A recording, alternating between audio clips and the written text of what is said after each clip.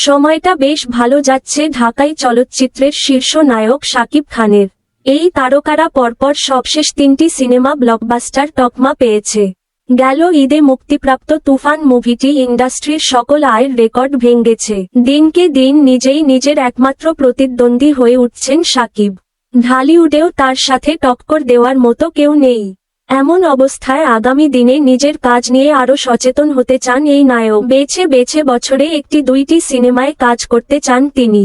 যারই ধারাবাহিকতায় চলতি বছর শাকিব খানের পরবর্তী সিনেমা হতে চলেছে বরবাদ, যেটি নির্মাণ করবেন নবাগত নির্মাতা মেহেদী হাসান হৃদয়। সংশ্লিষ্টদের তথ্যমতে বরবাদ সিনেমার বাজেট হতে চলেছে 15 কোটি টাকা, যেটা বাংলাদেশের যেকোনো সিনেমা তৈরির ক্ষেত্রে রেকর্ড। জানা যায় বরবাদ এর 80% শুটিং হবে দেশের বাইরে। পুরোপুরি অ্যাকশন ভায়োলেন্স ধাঁচের সিনেমা, যেখানে বলিউডের অনেক নির্মাতা শিল্পীরাও যোগ দেবে। শাকিব খানের বিপরীতে এই সিনেমায় অভিনয় করতে পারেন কলকাতার অভিনেত্রী ইধিকা পাল, যার সঙ্গে প্রিয়তমা সিনেমা করেছিলেন নায়ক। ইতোমধ্যেই নাকি সিনেমার প্রি প্রোডাকশনের কাজ শুরু হয়েছে।